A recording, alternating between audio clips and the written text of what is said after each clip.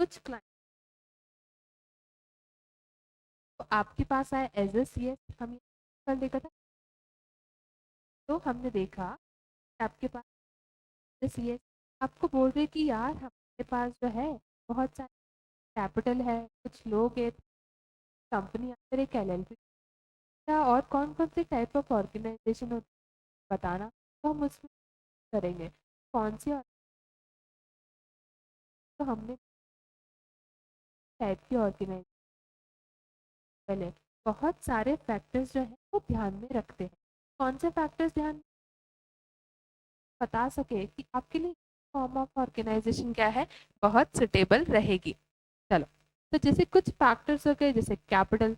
आप as a C S पूछोगे कि यार भाई तू पैसा कितना लगाने वाला है, कैपिटल कितनी लगाने वाला है और कैसे कैपिटल लगाने वाला है वो बता दे। ठीक है, इसके अलावा हम पूछेंगे कि टैक्स रेशो, तेरा टैक्स पे करने का कितना है, तुझे हायर टैक्स पे करेगा तो चलेगा क्या, या तेरे को किस फॉर्म में टैक्स पे करना है, तेरी जो बिजनेस है उसका साइज क्या रहेगा, क्या तुझे छोटे लेवल पर बिजनेस खोलना है, मिड लेवल पर खोलना है, या फिर लार्ज स्केल पर तुझे तेरा बिजनेस खोलना है। इसके अलावा रिस्क रेशो क्या रहेगा, प्रॉफिट रेशो क्या रहेगा, क्या तुझे सारा प्रॉफिट अपनी जेब में डालना है क्या, या फिर आप चाहते हो कि अपना रिस्क जो है वो शेयर करना है। इसके अलावा हमने देखा था कुछ मैनेजमेंट होगा, कुछ जोग्राफिकल फैक्टर्स होंगे, कुछ ओनरशिप रिलेटेड होगा। हम पूछेंगे क्या आप अपनी ओनरशिप या अपने शेयर्स डाइल्यूट कर सकते हो, क्या बांट सकते हो क्या अपनी ओनरशिप, अगर आप बांट सकते हो तो आप पार्टनरशिप कर लो या फिर कंपनी खोल लो, क्योंकि कंपनी में भी ओनरशिप बढ़ जाती है किन लोगों के बीच, शेयर। तो हमने बहुत सारे ये फैक्टर्स सिर्फ रिस्ट्रिक्टेड नहीं है, सिर्फ नहीं फैक्टर्स नहीं, कई और फैक्टर्स हो सकते हैं। ठीक है, जिसको हम कंसिडर करेंगे, उसके बाद हम बताएंगे कि कौन सी टाइप ऑफ ऑर्गेनाइजेशन या सिलेक्शन ऑफ बिजनेस ऑर्गेनाइजेशन उसके लिए सुटेबल रहेगी आफ्टर कंसिडरिंग। ठीक है, दिस फैक्टर्स, मतलब ऐसा बोल दो कि फैक्टर्स कंसिडर करेंगे before selection of business organisation. ठीक है, चलो, सबसे पहला हमने देखे थे कि बहुत टाइप के बिजनेस होते हैं या बहुत टाइप के ऑर्गेनाइजेशन हो सकते हैं। ठीक है, इसमें देखा हमने सबसे पहले जैसे कंपनी बना लो। आप बोलो कि यार एक काम करो, कंपनी बना लो। कंपनी में भी दो ऑप्शन है, एक प्राइवेट कंपनी का और एक पब्लिक कंपनी का। कंपनी के फॉर्म में आप अगर पब्लिक कंपनी बना सकते हो तो आप आगे जाकर पब्लिक से भी फंड रेज कर सकते हो, पब्लिक से भी पैसा ले सकते हो। जैसे ही अगर मैं प्राइवेट की बात करूँ तो आप बोल सकते हो कि तुम कुछ लोगों के बीच ही क्या कर सकते हो, शेयर्स जो है वो बांट सकते हो। ठीक है, जिसके खुद के भी अपने बहुत सारे बेनिफिट। ठीक है, लेकिन बेनिफिट्स के साथ साथ किसी को याद आ रहा है कि प्राइवेट कंपनी में रिस्ट्रिक्शंस भी बहुत आते हैं। प्राइवेट कंपनी में शेयर्स इजीली ट्रांसफरेबल होते हैं, है ना, वो हम आगे जैसे टाइप ऑफ ऑर्गेनाइजेशन में आपने उसको बताया कि यार तेरे ये सारे फैक्टर्स देखने के बाद मुझे लगता है कि तेरे लिए कंपनी जो है वो सुटेबल फॉर्म ऑफ ऑर्गेनाइजेशन रहने वाली। के बाद सोल प्रोप्राइटरशिप। सोल प्रोप्राइटरशिप मतलब आपको लगता है सामने वाला क्लाइंट बोल रहा है कि यार मैं तो अकेला बंदा हूँ, मुझे ज़्यादा जो है रजिस्ट्रेशन, इतना कंपनीज की तरह कंपनी बनाना, उसको चलाना, हर साल उसकी एनुअल फाइलिंग करना, सुना है ना सीएस का काम रहता है एनुअल फाइलिंग करने का, है ना, जहाँ पर वो अपने फाइनेंशियल्स प्रेजेंट करेगा, अपनी बैलेंस शीट प्रेजेंट करेगा, अपने प्रॉफिट एंड लॉस प्रेजेंट करेगा। तो बोलता है कि मैं इतने काम हम तो नहीं कर सकता हूँ, जो रिक्वायर्ड लाइसेंस है, जो एक सोल प्रोप्राइटरशिप को किसी भी तरीके का बिजनेस करने के लिए लगता है, मैं उतने लगा दूंगा। ठीक है, तो आप उसको बोलोगे तेरे लिए सोल प्रोप्राइटरशिप अच्छी रहेगी। ऐसा लगता है कि वो अकेला बंदा मैनेज तो नहीं कर पाएगा सोल प्रोप्राइटरशिप में, तो उसके लिए क्या सुटेबल रहेगी, पार्टनरशिप, जिसमें आपको पार्टनरशिप के बीच में दो लोगों के बीच में अग्रीमेंट करना पड़ेगा। ठीक है, अग्रीमेंट करेंगे आप दो लोगों के बीच में, जहाँ पर आप टर्म्स, राइट्स, ड्यूटीज ये सब डिसाइड करेंगे। आपका कैसा profit sharing, risk sharing ratio होने वाला है, आप वो देखेंगे। ठीक है, तो आप इसके बाद क्या कर लेंगे, पार्टनरशिप। तो आपको लगता है कि यार दो पार्टनर है, भाई भाई लग रहे हैं मेरे को तो, या दोस्त दोस्त लग रहे हैं, एक सीए है एक सीएस है, तो ये लोग आपस में पार्टनरशिप करेंगे तो इनके लिए सुटेबल रहेगी। पार्टनरशिप से कैपिटल अगर देखा जाए कंट्रीब्यूशन, तो ये आपस में मिलकर डिसाइड कर सकते हैं कि भाई तेरा 60% रहेगा, मेरा 40% रहेगा। ठीक है, टैक्स की बात करेंगे तो हम ये फीचर भी देखेंगे कि पार्टनरशिप में टैक्सेबिलिटी कैसे आती है, क्या फ्लैट रेट ऑफ टैक्सेस रखते हैं या जितना प्रॉफिट कमाया उतना टैक्स पे करना पड़ेगा। फिर साइज की बात करें अगर, तो हम बोल सकते हैं कि यार साइज जो है वो स्मॉल स्केल और मिड स्केल के लिए पार्टनरशिप सही रहेगी, लार्ज स्केल पे करना है तो कंपनी सुटेबल रहेगी। ऐसे ही बाकी के सारे फैक्टर्स हम देखेंगे। चलो, इसके बाद हम उसको बोल सकते हैं कि यार एलएलपी सही रहेगी। कैसे? अगर हम उसको बोले कि तेरे लिए दो फीचर्स मिलेंगे, एक कंपनी के फीचर्स उठा लो। क्यों? क्योंकि कंपनी में लाइबिलिटी वाला कुछ फीचर होता है क्या, कि कंपनी की भी सेपरेट लीगल एंटिटी होती है, कंपनी भी अलग होती है और उसके मेंबर्स भी अलग माने जाते हैं। ठीक है। और अगर पार्टनरशिप की बात कर लूँ तो पार्टनरशिप में लाइबिलिटी कैसी होती है? अनलिमिटेड होती है, लेकिन बनाता कौन है उसको? डेजिग्नेटेड पार्टनर्स, या ऐसा बोल सकते हैं पार्टनर्स बनाते हैं। यहाँ पर एलएलपी की बात करूंगी तो कुछ फीचर्स जैसे लाइबिलिटीज को लेकर कंपनी को मिल जाएंगे, कुछ फीचर जो है वो पार्टनरशिप के मिल जाएंगे। तो यहाँ पर भी क्या होता है? एलएलपी अग्रीमेंट होता है। सिर्फ पार्टनरशिप अग्रीमेंट होता है, वैसे ही एलएलपी अग्रीमेंट होता है। चलो, इसके अलावा ओपीसी। अच्छा, जब हमको लगता है कि अकेला बंदा बिजनेस चलाएगा, लेकिन सोल प्रोप्राइटरशिप के केस में तो उसकी लाइबिलिटी कैसी हो जाती है? अनलिमिटेड हो जाती है ना। मतलब सोल प्रोप्राइटर में तो आपका गिरबान पकड़ेंगे और सीधा आपको बोलेंगे भाई तू पैसा वापस कर वरना तेरे घर बार भी मैं बिकवा दूंगा। लेकिन ओपीसी के केस में ऐसा नहीं होता। ओपीसी में भी चलाता एक बंदा है, होता है नॉमिनी, कि अगर वो बंदा की अगर डेथ हो गई, इंसॉल्वेंसी हो गई, इनकैपेबल टू एक्ट हो गया, तो वो बंदे के बिहाफ पर कौन एक्ट करेगा? उसका नॉमिनी। तो हम देखेंगे कि ओपीसी बता सकते हैं क्या, जहाँ पर उसकी लाइबिलिटी, जैसे सोल में लाइबिलिटी क्या होती है? अनलिमिटेड, लेकिन ओपीसी में लाइबिलिटी कैसी कर देंगे? लिमिटेड कर देंगे। रहेंगे दोनों में एक ही बंदा। ठीक है? इसके अलावा एचयूएफ के बारे में, तो एचयूएफ क्या होती है? Hindu undivided family. कल हम के बारे में कुछ देखा था क्या, कि एचयूएफ मतलब जब भी फैमिली बिजनेस रहता है उसको अगर चलाना हो, आगे बढ़ाना हो, तो हम क्या कर सकते हैं? एचयूएफ खोल सकते हैं। ठीक है। जिसमें क्या होगा? एक बच्चा जन्म लेगा, मेंबर जन्म लेगा, है ना? ऐसा ही बोल सकते हैं, क्योंकि बाय बर्थ ही आप उस एचयूएफ के क्या बन जाते हो? मेंबर बन जाते हो। आपकी कुछ खानदानी प्रॉपर्टी होगी, कुछ एंसेस्ट्रल प्रॉपर्टी होगी, खानदानी जमीन, जिसको आप अपने एचयूएफ की असेट मान सकते हो और उस पर भी टैक्सेबिलिटी आएगी, है ना। फिर हमने देखा था कि आपको अगर इन सब फॉर्म ऑफ ऑर्गेनाइजेशन सुटेबल नहीं लग रही है तो सेक्शन 8 कंपनी में चले जाओ। सेक्शन 8 कंपनी मतलब एक तरीके से फाउंडेशन, है ना। फाउंडेशन मतलब जिसका मेन पर्पस क्या है? Not for profit organisation. सारे बिजनेस का मेन मोटिव क्या होता है मैम? प्रॉफिट अर्न करना, है ना। लेकिन मैं बोलती हूँ सेक्शन 8 कंपनी है जिसका मेन पर्पस क्या है? Not for profit. ये बनी होती है चैरिटेबल पर्पस के लिए, सोशल पर्पस के लिए, सोशल वेलफेयर और सोसाइटी के बेनिफिट के लिए बनी होती है। इसलिए इसका नाम क्या है? Section 8 company, which is registered under companies act 2013। इसके बाद हमारे पास और भी कई ऑप्शन होते हैं जो हम उसको बता सकते हैं कि तेरे लिए क्या सुटेबल रहेगा। ट्रस्ट। हाँ, ट्रस्ट में हम देख रहे थे कि दो तरीके के ट्रस्ट होते हैं, एक होगी पब्लिक ट्रस्ट और दूसरी होगी प्राइवेट ट्रस्ट। ये सारी कंसेप्ट अगर आपको लगता है कि मैम सबके फीचर्स अच्छे से क्लियर नहीं है, तो मैं आपको बस ओवरव्यू दे रही हूँ। हम सारे ही फीचर्स बहुत अच्छे से पढ़ने वाले हैं। ठीक है। पर आपको एक एक जनरल वाइड स्कोप में आइडिया होना चाहिए कि यार है क्या क्या एक्चुअल में। सिर्फ ऐसा नहीं है कि सिर्फ कंपनी ही बना सकते हो, सिर्फ एलएलपी ही बना सकते हो। हमारे पास कई ऑप्शंस रहते हैं, कई type of organisation, form of organisation होते हैं एक बिजनेस को बनाने के लिए, चलाने के लिए। और सबके ही अपने अपने कैरेक्टरिस्टिक, सबके ही अपने अपने कुछ ना कुछ फीचर्स भी रहते हैं। वैसे ही ट्रस्ट है, जो मैंने कहा पब्लिक और प्राइवेट ट्रस्ट बनेगी। पब्लिक ट्रस्ट मतलब जो पब्लिक को बेनिफिट देने के लिए बनी है। प्राइवेट ट्रस्ट मतलब सिर्फ कुछ लोगों को बेनिफिट प्रोवाइड करेगी, है ना, कुछ बेनिफिशरीज को बेनिफिट प्रोवाइड करेगी। फिर आती है सोसाइटी। सोसाइटी मैम नाम से लग रहा है, सोसाइटी मतलब होता है social purpose, well purpose, social welfare, है ना, इस पर्पस से बनी गई हो, है ना, तो उसको बोला जाता है सोसाइटी। इनके खुद के भी अपने अपने क्या होते हैं? एक्ट होते हैं। क्लियर है? ये पढ़ लिया हमने टाइप ऑफ ऑर्गेनाइजेशन या सिलेक्शन ऑफ बिजनेस ऑर्गेनाइजेशन। हम चैप्टर 1 हमने चालू किया था जिसमें हमने देखा कि बिजनेस ऑर्गेनाइजेशन किसको बोला जाता है। अच्छा, बिजनेस ऑर्गेनाइजेशन जहाँ पर हम सारे अरेंजमेंट सारे ताम झाम करते हैं एक बिजनेस को चलाने के लिए।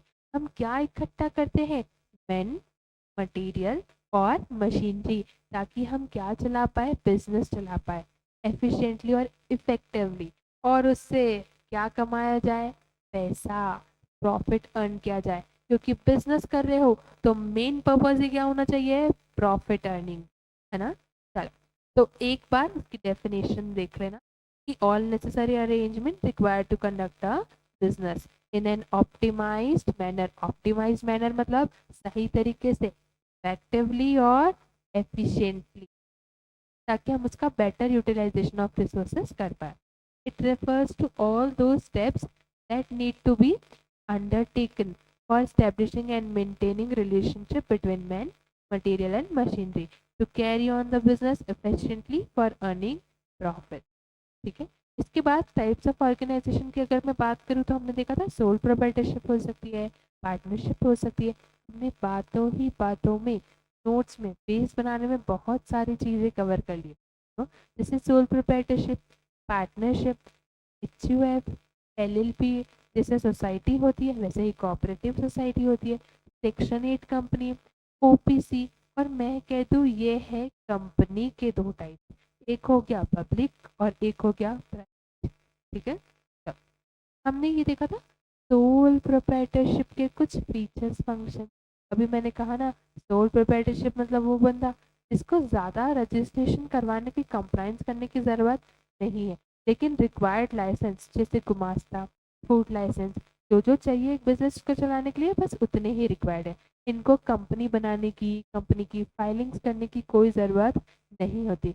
लेकिन इनकी लाइबिलिटी भी कैसी होती है, मैम अगर पैसा वापस नहीं किया तो सीधा गिरबान पकड़ लेंगे उनका और बोलेंगे तू, तेरे बिजनेस को तो बेच, साथ साथ में तेरे घर का, तेरे पर्सनल एसेट सब पे हमारा हक होगा, जितना हमारा पैसा बनता है हम तो लेकर ही मानेंगे। तो देखो, सोल प्रोप्राइटरशिप मतलब एक पर्सन होगा जो कि सारे बिजनेस के एसेट्स और लाइबिलिटीज दोनों को क्या करेगा, चलाएगा। ठीक है, सोल प्रोप्राइटरशिप के सारे कैरेक्टरिस्टिक्स इंपॉर्टेंट है, खासकर अगर पूछा जाता है तो वो क्या है, फीचर्स। ठीक है, सोल प्रोप्राइटरशिप मतलब एक बंदा रहेगा, है ना, एक बंदा जो बिजनेस चलाएगा। बिजनेस की सारी असेट्स, सारी लाइबिलिटीज सब किसकी होगी, उस सिंगल पर्सन की होगी, वन पर्सन की होगी। ठीक है, ज़्यादा कुछ फॉर्मेलिटीज़ की ज़रूरत नहीं पड़ेगी, लेकिन अप्रोप्रिएट लाइसेंस चाहिए रहेगा। जैसे आपका किराने वाले, ठीक है, इसके अलावा ब्यूटी पार्लर वाले, कुछ फूड का काम कर रहे, कुछ खाना बना रहे, तो उनको आपने सुना होगा एफएसएसआई, फूड लाइसेंस वगैरह चाहिए होते हैं। या आप जहाँ पर अपना बिजनेस कर रहे हो, तो उस पर पार्टनरशिप दुकान खोल रहे हो, वहाँ पे चाहिए होता है ना गुमास्ता सर्टिफिकेट भी, है ना।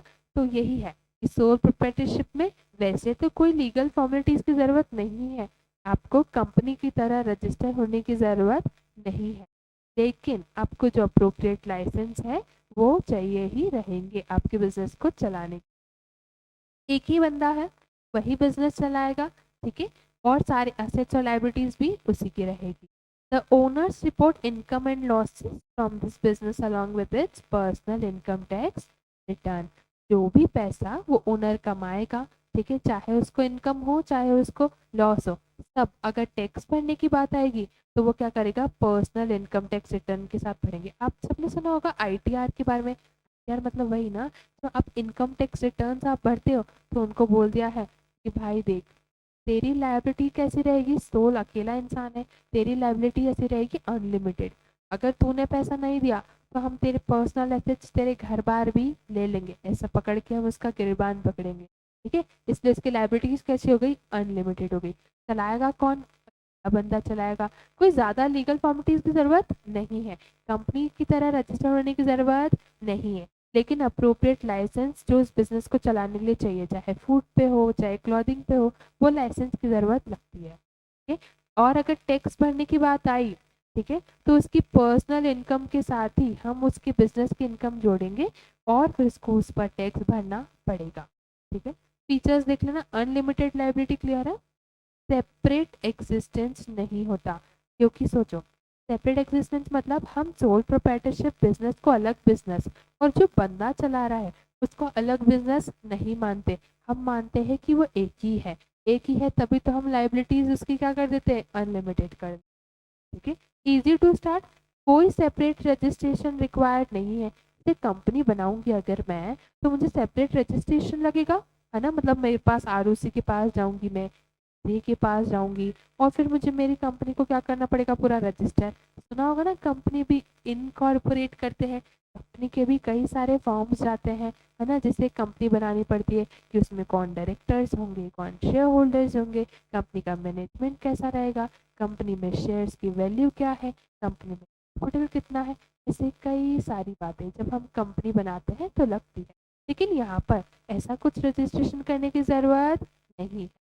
ठीक है, इसके बाद आता है अपना partnership firm. Sole proprietorship clear है, एक बंदा रहेगा, लाइबिलिटीज कैसे रहेगी, अनलिमिटेड, गिरबान पकड़ लेंगे उसका। हाँ? फिर है पार्टनरशिप फर्म, ये हम आगे के कंसेप्ट में देखेंगे। चैप्टर्स में आपकी सिमिलर है, 2 फर्स्ट सेकंड थर्ड फोर्थ, ऐसे चैप्टर्स आपके साथ साथ में चलेंगे, सब मिक्स है चैप्टर्स में। तो चैप्टर इसके ऊपर आएगा, इसलिए मैंने यहाँ पर रिपीटेटिव नहीं, वहाँ पर हम अच्छे से पढ़ेंगे इन डिटेल, यहाँ पर वैसे भी बहुत शॉर्ट में दे के रखें। ठीक है, तीसरा आता है आपका एच मतलब हिंदू अनडिवाइडेड फैमिली।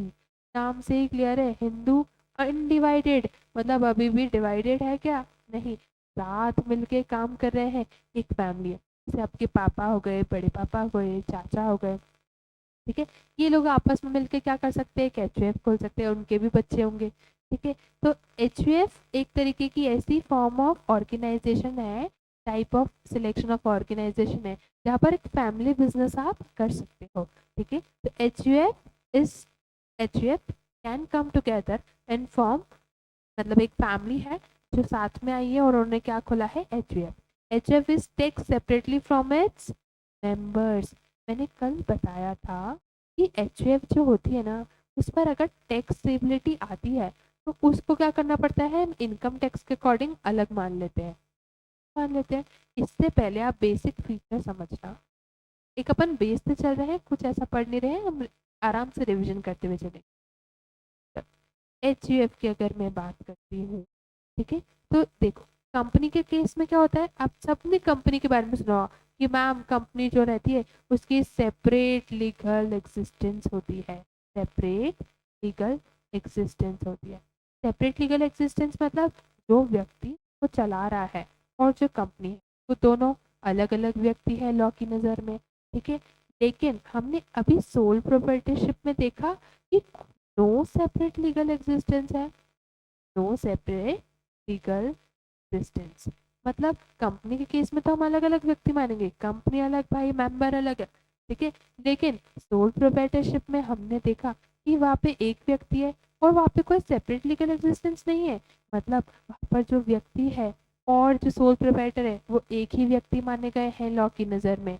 लेकिन एच में क्या बोल दिया है, H is tax separately from its members. इसका मतलब इनकम टैक्स एक्ट के अकॉर्डिंग जब इन पर टैक्स लगाने की बात आएगी तब हम इनको क्या मान लेंगे कि नो सेपरेट लीगल एक्सिस्टेंस। ठीक है, ऐसा मान लेना, मतलब एच और उनके मेंबर्स, जिंदल बॉय देव, समझ में आ रहे थे थोड़ा बहुत, अभी आप शायद कल नहीं आए थे, आपका फर्स्ट डे है, तो हो सकता है कि धीरे धीरे आपको समझ में आए। अपन ने अभी स्टार्ट किया, अपन रिवाइज करते चलेंगे। क्लियर है, चलो, यस, हाँ अच्छा, इनकम टैक्स, इसको अपन एक बार समझते हैं अच्छे से। कंपनी का क्लियर है, separate legal existence, yes, company का क्लियर है, सेपरेट लीगल एग्जिस्टेंस मतलब मेंबर्स अलग और कंपनी अलग, इसलिए हमने नाम दे दिया कि कंपनी के केस में, कंपनी के फीचर में क्या होता है, separate legal existence. Sole proprietorship, sole proprietorship मतलब वहाँ पर सेपरेट लीगल एग्जिस्टेंस नहीं है, मतलब क्या होगा कि सोल प्रोप्राइटर और जो उसको व्यक्ति चला रहा है उसका मेंबर, हम उन दोनों को क्या मानेंगे, सेम पर्सन मानेंगे। लाइबिलिटीज इसलिए आएगी तो उसी पर आएगी। चलो, फिर आता है एचयूएफ। वैसे देखा जाए तो एचयूएफ में क्या होता है, नो सेपरेट लीगल एग्जिस्टेंस। मतलब हम भी यही मानेंगे कि इस कंपनी को, इस एचयूएफ को आप बना रहे हो तो जो मेंबर्स हैं और जो एचयूएफ बनाई है आपने, वो दोनों क्या है, सेम पर्सन है। लेकिन यहाँ पर एक इनकम टैक्स एक्ट आता है, ठीक है, और इनकम टैक्स एक्ट बोलता है कि हम इनको क्या मानेंगे, सेपरेट लीगल पर्सन या एग्जिस्टेंस मानेंगे। क्यों? ताकि क्या हो, अगर हम इन दोनों को एक व्यक्ति मान लेंगे, ठीक है, एग्जाम्पल एचयूएफ और उसके मेंबर्स एक ही व्यक्ति है, तो टैक्सेबिलिटी बनेगी कैसे, एक ही बनेगी। लेकिन अगर हम इनको अलग अलग मान लेते कि एचयूएफ अलग है और उसके मेंबर्स अलग हैं, तो टैक्सेबिलिटी दोनों पर आएगी। इसलिए इनकम टैक्स एक्ट ने क्या बोल दिया कि वैसे तो एचयूएफ में कोई भी सेपरेट लीगल एग्जिस्टेंस नहीं है, मतलब मेंबर्स और एचयूएफ है तो वैसे सेम ही, लेकिन हम अपने एक्ट के अकॉर्डिंग इन लोगों पर टैक्स लगाना चाहते हैं, इसलिए एचयूएफ को क्या मानेंगे, सेपरेट लीगल एंटिटी। क्लियर है? चलो, वही है कि HUF, a Hindu family can come together and form HUF. HUF is taxed separately from its members. वही कहना चाह रहे हैं कि हम अगर ऐसा केस है तो सेपरेट लीगल एग्जिस्टेंस इन लोगों का होगा, मतलब HUF अलग और मेंबर्स अलग। One can save taxes by creating a family unit and pooling in assets to form HUF.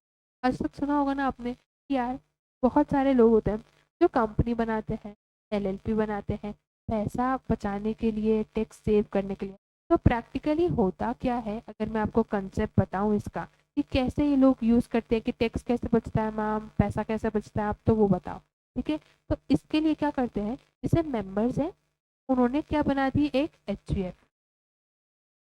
HUF बनाई, मतलब उस एचयूएफ की क्या होगी, असेट्स और क्या हो सकती है, लाइबिलिटी हो सकती है, क्योंकि वो बिजनेस कर रहे हैं तो उनकी कुछ असेट्स होगी, कुछ लाइबिलिटी होंगी।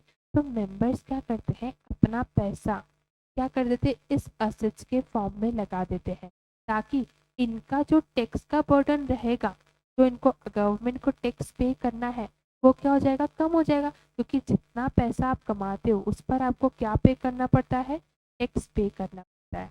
तो कहना चाह रहे, अगर आपका पैसा कम दिखेगा कि आपने पैसा ऑलरेडी एसेट्स में लगा दिया है, इन्वेस्ट कर दिया है, तो उस पर आपकी टैक्सेबिलिटी नहीं बनेगी ना। इसलिए लोग क्या करते हैं, अपनी इनकम का पैसा किस में लगा देते हैं, असेट्स में लगा देते हैं। एक कंपनी खोली, उसके असेट में लगा दिए, एक कंपनी खोली, उसमें बिजनेस लगा दिया।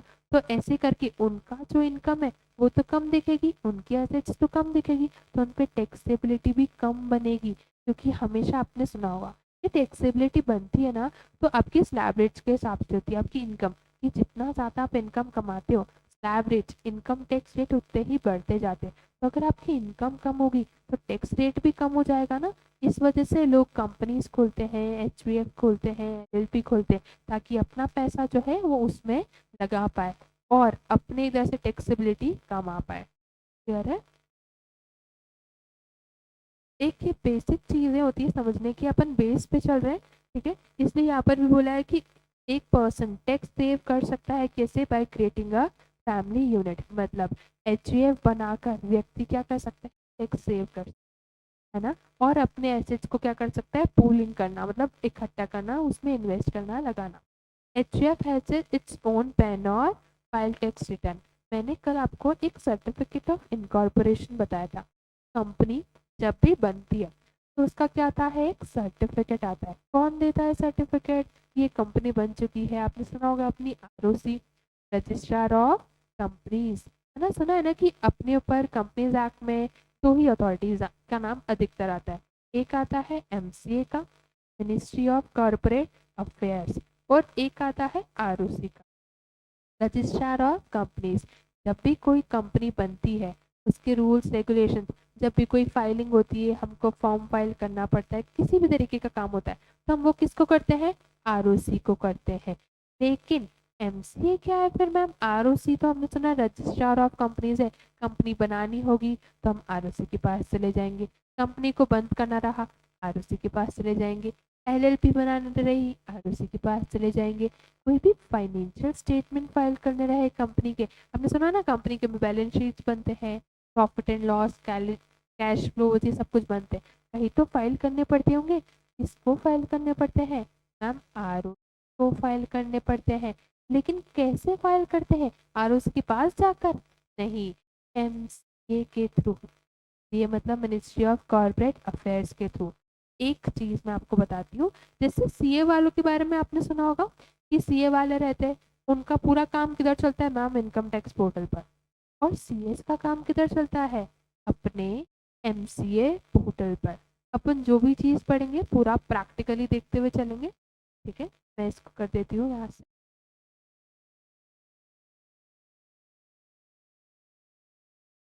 अपन देखते हैं तो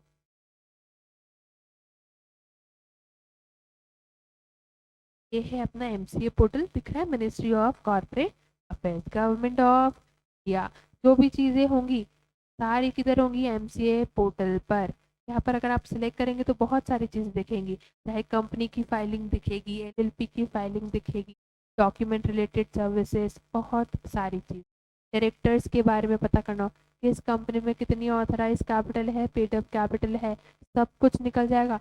कौन कंपनी में सीएस रजिस्टर हुआ है, कौन कंपनी में कितने डायरेक्टर्स हैं, कितने कितने चार्जेस एक कंपनी ने क्रिएट करे, सारा कच्चा चिट्ठा, सारी चीज़ें कंपनी की आपको एमसीए पर, मिनिस्ट्री ऑफ कॉर्पोरेट अफेयर्स पर, जो हमारी साइट है, यस की साइट है, उस पर सब कुछ मिल जाएगा, है ना। वैसे ही देखो, मैंने बताया कि इस एमसीए पर हम फाइलिंग के थ्रू सारी चीज़ें किसको बताते हैं, आरओसी को बताते हैं। जब आप कंपनी बनाते हैं ना, कंपनी इनकॉर्पोरेट की, कंपनी में शेयर होल्डर्स बनाए, कंपनी में डायरेक्टर्स बनाए, तो ये सब डिटेल्स किसको बतानी पड़ेगी, आरओसी को। आरओसी को लगता है कि चलो कंपनी सही पर्पस के लिए बन रही है, कंपनी में कैपिटल कंट्रीब्यूशन सही है, कंपनी ने टैक्स पे किया है, स्टाम्प ड्यूटी पे की है, कंपनी में सारे डायरेक्टर्स हैं, ठीक है, सही है। इसके अलावा कंपनी में शेयर होल्डर्स हैं, वो भी सारे सही है, विद इन द लिमिट है। तो ये सारी चीज़ें करने के बाद जब आरओसी क्या हो जाती है, सेटिस्फाई हो जाती है कि चलो ये कंपनी सही बन रही है, तो आरओसी क्या दे देती है, सर्टिफिकेट ऑफ इनकॉर्पोरेशन, COI, ठीक है, जिसको हम शॉर्ट में बोलते हैं, ठीक है। तो सर्टिफिकेट ऑफ इनकॉर्पोरेशन देगी, उसमें 3-4 चीज़ें देती है, ठीक है। जैसे इनकॉर्पोरेशन हुआ, उसके बाद आपको क्या दे देगी, सर्टिफिकेट ऑफ इनकॉर्पोरेशन, जिसमें कंपनी का क्या लिखा रहेगा, सिन, कॉर्पोरेट आइडेंटिटी नंबर। तो सिन क्या होता है, सर्टिफिकेट ऑफ इनकॉर्पोरेशन में एक सिन नंबर लिखा होता है कंपनी का, जैसे अपन लोगों का यूनिक आधार कार्ड नंबर होता है, ठीक है। यस, एक बार टाइप करके बताओगे, यस जिंदल, एक बार टाइप कर लो, यहाँ पर कुछ वॉइस का इशू।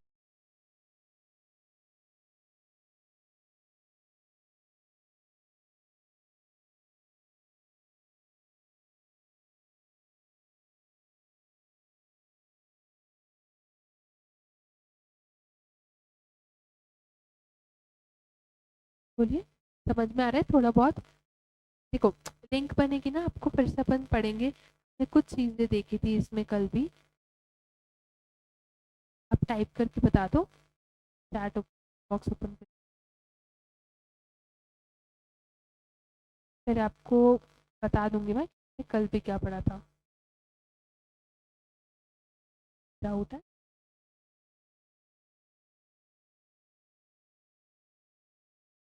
चैट बॉक्स में, आप अभी फर्स्ट डे आए हो ना, कि आपने कल का लेक्चर देखा था,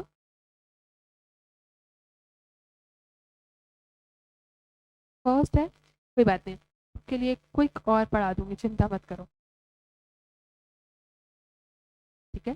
देखो कुछ नहीं है, हम पढ़ रहे हैं, जैसे SBI सब्जेक्ट है ना आपका, उसमें एक पार्ट ए है और पार्ट 2 है, ठीक है। पार्ट 1 में आप देखते हैं कि अपना बिजनेस कैसे सेटअप करना है, ठीक है। इसमें बहुत सारे चैप्टर्स हैं, 13 चैप्टर्स हैं। इसमें हम देखेंगे स्टार्टअप्स के बारे में, शार्क टैंक के बारे में, और आपको बोल दूँ कैसे कंपनी बनती है, कैसे पार्टनरशिप बनती है, कैसे पार्टनरशिप डीड होती है, बहुत सारी बातें। एज ए CS आप क्लाइंट को बताओगे कि यार भाई आपके लिए कंपनी बनना सही रहेगी, आपके लिए LLP बनना सही रहेगी, तो पार्ट ए पूरा कवर करेगा आपको बिजनेस फॉर्म ऑर्गेनाइजेशन कौन से सिलेक्ट करनी है, ठीक है। इसके अलावा आप कैसे एक्चुअल में प्रैक्टिकली बिजनेस खोलोगे, कुछ भी कंसेप्ट पढ़ेंगे, सारे कंसेप्ट कैसे रहेंगे, हम एमसीए पोर्टल से लेकर पढ़ेंगे, है ना। कुछ भी थ्योरी रट्टाफिकेशन वाली चीज़ें नहीं है कि मैं आकर आपको सीधा चैप्टर पढ़ा दूँ और ख़त्म, होमवर्क दे दूँ और आप पढ़ कर आओ। सीधा प्रैक्टिकली चलेंगे, ठीक है। पार्ट बी जो है वो आपका इंडस्ट्रियल और लेबर लॉज है।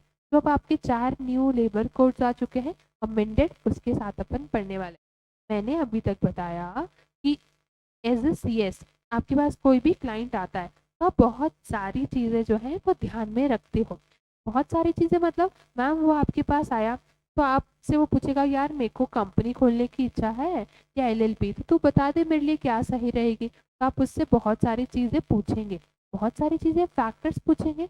जैसे आप पूछेंगे कि यार भाई आपके कैपिटल जो है वो कितने रखने वाले हो, थोड़ी सी कैपिटल है क्या, स्मॉल स्केल पे खोलना है क्या, तो आपके लिए सोल प्रोप्राइटरशिप और पार्टनरशिप अच्छी रहेगी, आप ये खोल लेना, ठीक है। आप पूछोगे कि तेरा बिजनेस का साइज और स्केल कैसा रहेगा, आपको बड़े लेवल पे खोलना है तो कंपनी के फॉर्म में खोलो ताकि आप आगे जाके अपने डिपार्टमेंट खोल सको, अपने बहुत सारे जो है डिपार्टमेंट्स के अलावा आप अपने काम बांट सकोगे, है ना। आपको लगता है कि आपका स्मॉल स्केल है तो आपके लिए सोल प्रोप्राइटरशिप, ओपीसी और पार्टनरशिप सही रहेगी, ठीक है। आप उससे पूछोगे कि भाई तू जो प्रॉफिट कमाना चाहता है वो सारा सिर्फ अपनी ही जेब में डालना चाहता है क्या। अगर तू अकेला व्यक्ति है और अपने ही जेब में पूरा प्रॉफिट डालना चाह रहा है तो तेरे लिए सोल प्रोप्राइटरशिप और ओपीसी सही रहेगी, क्योंकि उसमें कौन रहेगा, सिर्फ और सिर्फ सिंगल पर्सन रहेगा। लेकिन देखो लगता है कि तू प्रॉफिट भी है वो शेयर करना चाहता है, क्योंकि प्रॉफिट शेयर करेगा मतलब रिस्क भी शेयर करेगा। तो शेयर करना चाहता है तो एक काम कर, तो अपने किसी भाई दोस्त को लिया और आपस में मिलकर क्या कर लेना, प्रॉफिट भी शेयर कर लेना और रिस्क भी शेयर कर लेना। तो तेरे लिए सोल प्रोप्राइटरशिप तो सुटेबल नहीं है, पार्टनरशिप सुटेबल है। ऐसे बहुत सारी चीज़ें होंगी कि आपको ओनरशिप बांटनी तो आपके लिए पार्टनरशिप और कंपनी सुटेबल रहेगी, वहाँ पर भी शेयर होल्डर्स के बीच में ओनरशिप बढ़ जाती है। अगर आपको ओनरशिप पार्टनी नहीं है तो आपके लिए सोल प्रोप्राइटरशिप सुटेबल रहेगी, 1 पर्सन कंपनी सुटेबल रहेगी। तो हम कई फैक्टर्स जो है हम आगे पढ़ेंगे इसी चैप्टर में, इसे बहुत सारे फैक्टर्स जो है वो ध्यान में रखेंगे, तभी जाकर हम उसको बता पाएंगे कि तेरे लिए कौन सी टाइप ऑफ ऑर्गेनाइजेशन या selection of business organisation suitable रहने। हमने बहुत फैक्टर कंसिडर किया। अच्छा, बिना इन फैक्टर कंसिडर करे आप क्या बता सकते हो क्या कि तू ये खोल ले तेरे लिए ये सुटेबल रहेगी, नहीं। आपको पहले ये सब पता होगा, इसके बाद ही आप बता पाओगे कि तेरे लिए यार कंपनी सुटेबल लग रही है तो कंपनी खोल ले। क्योंकि कंपनी में भी ऑप्शन है, 2 ऑप्शन है, प्राइवेट कंपनी के और पब्लिक कंपनी के।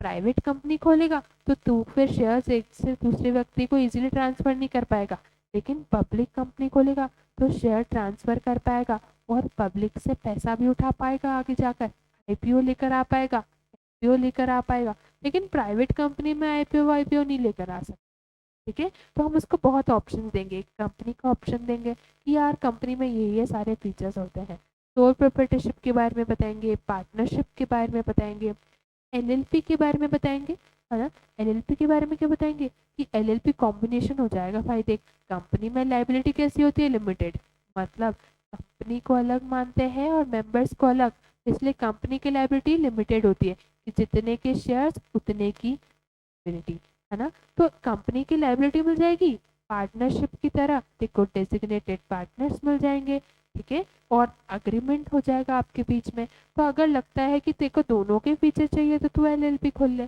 फिर हमने देखा ओपीसी के बारे में कि 1 पर्सन कंपनी। अगर लगता है कि यार सोल प्रोप्राइटरशिप मतलब क्या होता है, अकेला व्यक्ति जो बिजनेस चला रहा है, ओपीसी क्या होता है, वो भी अकेला व्यक्ति जो बिजनेस चला रहा है। लेकिन सोल प्रोप्राइटरशिप के केस में एबिलिटी कैसी हो जाती है, अनलिमिटेड। सामने वाला व्यक्ति गिरबान पकड़ लेगा कि आपकी सोल प्रोप्राइटरशिप है ना, आपने मेरा पैसा उधार लिया है तो बिजनेस बिजनेस तो नहीं देखूंगा, आप अपने पर्सनल एसेट्स पे लाओ। और ओपीसी के केस में क्या होता है, लाइबिलिटीज लिमिटेड हो जाती है, भले व्यक्ति अकेला हो और साथ में अपना नॉमिनी हो। नॉमिनी मतलब जब वो पर्सन काम ना कर पाए, डेथ के केस में, इंसॉल्वेंसी के केस में, तो तेरे बिहाफ पर कौन व्यक्ति बिजनेस चलाएगा, वो नॉमिनी। सोल प्रोप्राइटरशिप के केस में लाइबिलिटीज अनलिमिटेड होती है, लेकिन ओपीसी के केस में लाइबिलिटी क्या हो जाएगी, लिमिटेड हो जाएगी, ठीक है। इसके अलावा अभी हम बात कर रहे थे एचयूएफ के बारे में। अगर फैमिली बिजनेस है तो आपके लिए क्या सुटेबल रहेगी, सबसे बढ़िया रहेगी एचयूएफ, है ना, कि आप फैमिली बिजनेस में एचयूएफ खोल लो, इससे टैक्स भी आपका बहुत बचेगा। फिर है सेक्शन 8, अगर आपका मेन मोटिव प्रॉफिट कमाना नहीं, समाज का भला करना है, चैरिटेबल पर्पस है, सोशल वेलफेयर पर्पस है, तो आपके लिए क्या सुटेबल रहेगी, सेक्शन 8 कंपनी। इसके अलावा बहुत सारी और है, ट्रस्ट है, सोसाइटी है। इससे आपको क्या क्या समझ में आ रहा है कि यार मैम इन सब के ही फीचर्स अलग अलग है, सारे ही अपने कैरेक्टरिस्टिक अलग अलग होल्ड करी है, चाहे कंपनी हो, सोल प्रोप्राइटरशिप हो, पार्टनरशिप हो, तो हमको यही सब पढ़ना है। ठीक है, इसके बाद हमने चैप्टर फर्स्ट चालू किया है और अभी बस सोल प्रोप्राइटरशिप का देखा है। क्लियर है? इसके अलावा सोल प्रोप्राइटरशिप में लायबिलिटी कैसी होगी, बताओ फटाफट से, मुझे बिना देखे आंसर करो। देखो, आप मेरे साथ एक्टिव रहोगे, आंसर करते चलोगे तो आपके लिए बेनिफिट है। सोल प्रोप्राइटरशिप के केस में लायबिलिटी कैसी होगी, जो अकेला व्यक्ति चला रहा है,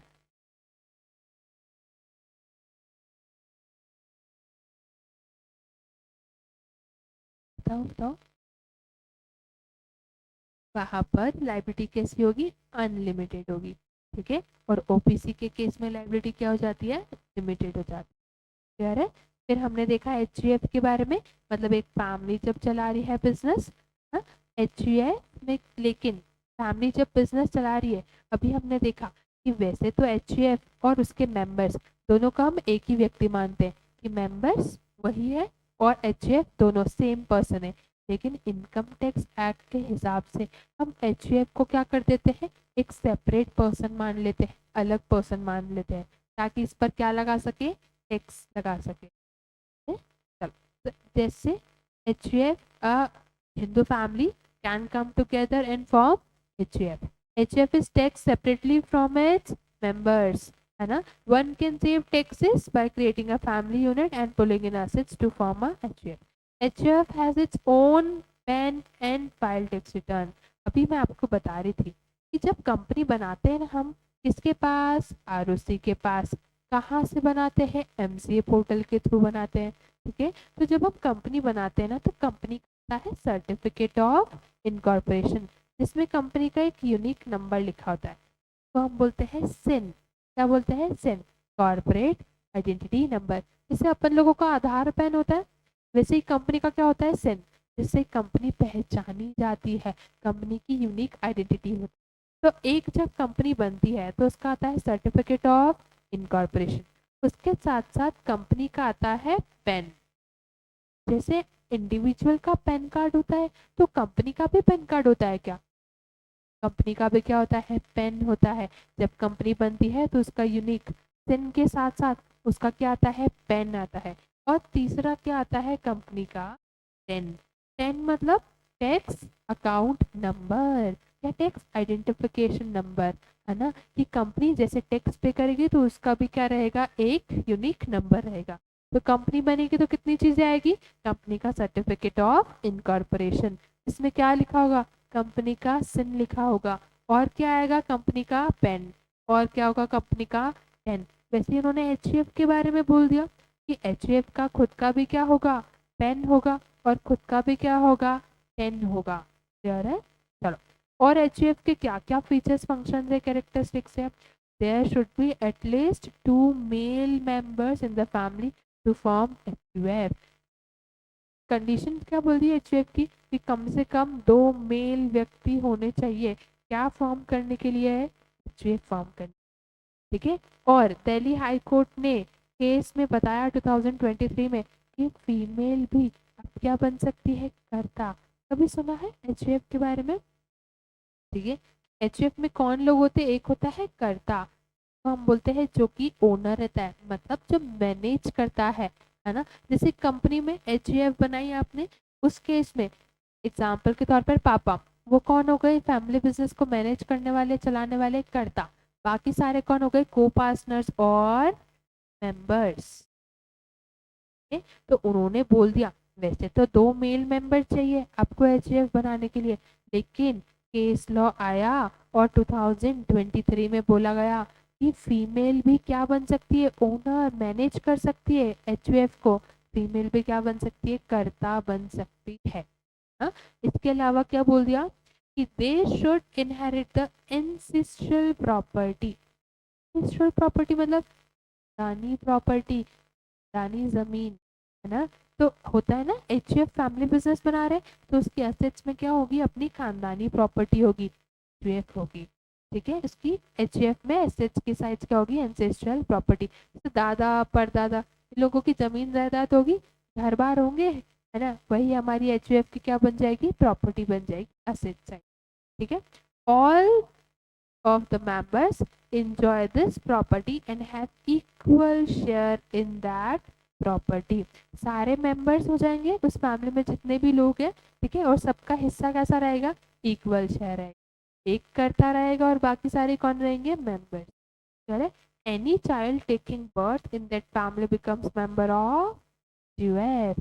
हमने बात करी थी इस बारे में कि कोई भी बच्चा जन्म लेता है, सब अपन बोलते हैं कि यार एक भी बच्चे ने, लड़के ने जन्म लिया तो उसकी प्रॉपर्टी का सीधा नाम हो जाता है प्रॉपर्टी पे उस बच्चे का। तो वैसे ही एचयूएफ के केस में कि कोई भी बच्चे ने जन्म लिया तो वो ऑटोमेटिकली उस एचयूएफ का क्या बन जाएगा, मेंबर बन जाएगा। क्लियर है।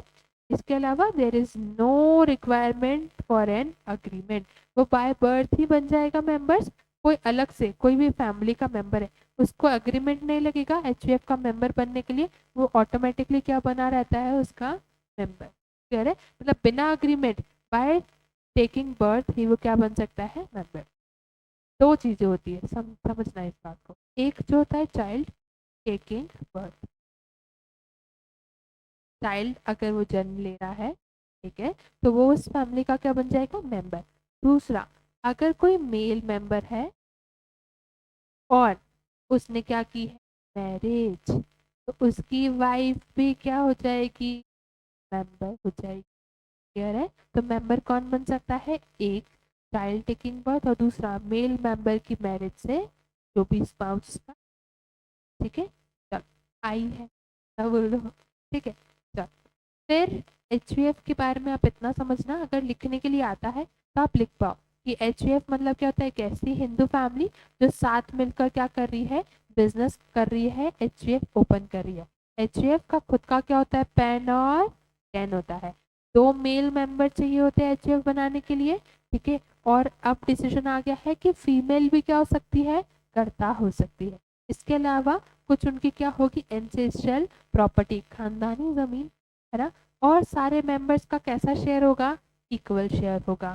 ठीक है, और कोई भी बच्चा जन्म लेगा तो वो ऑटोमेटिकली उसको एग्रीमेंट करने की जरूरत पड़ेगी क्या आगे जाके, नहीं, वो क्या माना जाएगा, उस एचयूएफ का मेंबर माना। क्लियर है। एक बार मुझे फटाफट से बता दो तो अपन आगे बढ़ेंगे। अभी अपन शुरू में थोड़ा टाइम स्लो चलेंगे ताकि अपने एक अच्छा स्ट्रॉन्ग बेस क्रिएट हो जाए कि हमको इंटरप्रेट कैसे करना है, पढ़ना कैसे। यस, बता दो फटाफट से। क्लियर है, तो फटाफट से लिख के बता दो।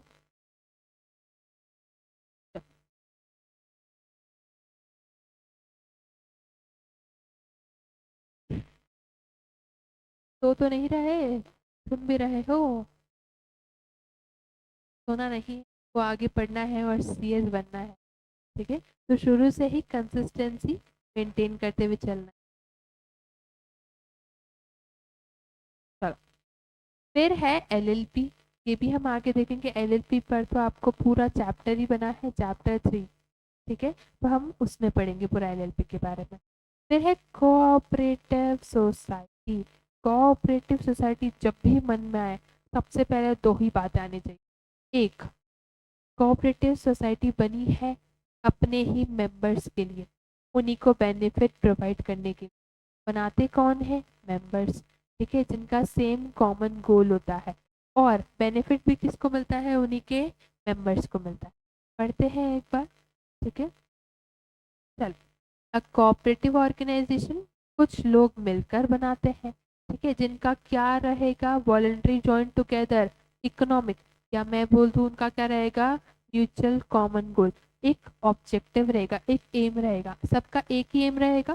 ठीक है, मतलब ऐसा होता है कि कोई साथ में लोग मिले हैं for the purpose of charitable activity, कि यार वो एजुकेशन प्रोवाइड करवाएंगे, वो रिलीजियस पर्पज बनी है, म्यूजिक स्पोर्ट्स को प्रमोट करेंगे, सोशल वेलफेयर बेनिफिट्स के लिए बनाई गई है। ठीक है, तो उन्होंने सोचा है कि हमारा सबका एक ही मुद्दा है कि एजुकेशन मिलनी चाहिए। ठीक है, तो उन सब ने आपस में मिलकर क्या बना लिया, कोऑपरेटिव सोसाइटी, चला कौन रहा है उसको? उसी के मेंबर्स जिन लोगों ने एसोसिएशन ऑफ पर्सन ने उनको बनाया है, सबका कैसा है? कॉमन गोल है। और बेनिफिट जो भी मिलेगा इस कोऑपरेटिव सोसाइटी से, तो भी किसको मिलेगा? सिर्फ और सिर्फ उन मेंबर्स को ही मिलेगा।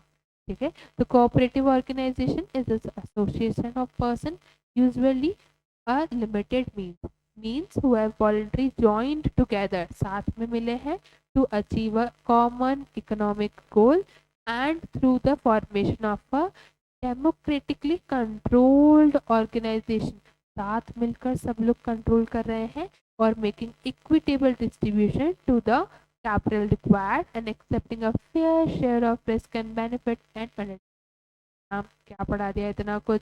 यही मतलब है कि सबसे पहली बात, अगर कोऑपरेटिव सोसाइटी बनी है तो उनका मेंबर्स का क्या होना चाहिए? एक म्यूचुअल गोल होना चाहिए।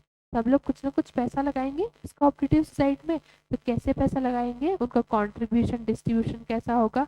इक्विटेबल होगा, इक्वल होगा। ठीक है, फीचर्स क्या क्या है इसके? फीचर्स और एग्जांपल्स के साथ आपको और समझ। A society is an association of person, जो साथ मिली है जिनका क्या है? म्यूचुअल गोल, मतलब सबकी म्यूचुअल हामी है, सबकी म्यूचुअल कंसेंट है। ठीक है, टू डेलिब्रेट डिटरमाइन और jointly act jointly for some common purpose, वही म्यूचुअल कॉमन गोल है ना। डेलिब्रेटली और डिटरमाइन एक्ट जॉइंटली, मतलब वो लोगों का कॉमन गोल है, तो जो भी काम कर रहे हैं सब साथ मिलकर एक साथ इन्हीं के बेनिफिट्स के लिए कर रहे हैं। Societies are usually register for promotion of charitable activities, समाज सेवक, सोशल वेलफेयर, सोसाइटी के बेनिफिट के लिए। ठीक है, like education, art, religious, culture, sports, ठीक है, म्यूजिक।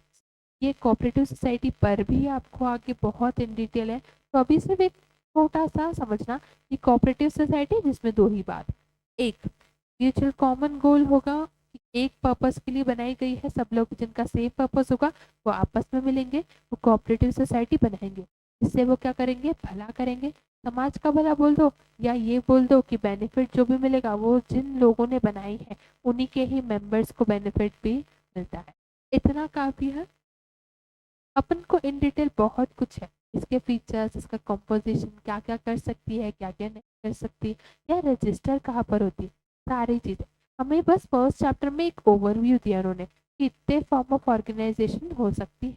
सेक्शन 8 कंपनी आएगी जो रहेगी not for profit, 1 person company, private, public company, ये सभी आएगी आपको सेकेंड चैप्टर के। है, मैं रिपीटेटिव नहीं पढ़ाऊंगी, एक चीज ही पढ़ेंगे तो इतना अच्छे से पढ़ेंगे कि जैसे यहाँ पर हमने पढ़ ली, जैसे सेकेंड चैप्टर में डिटेल पढ़ ली, तो ये सारी चीजें तो आपको ऐसा लगेगा अरे मैम ये था क्या इसमें। ठीक है, चलो।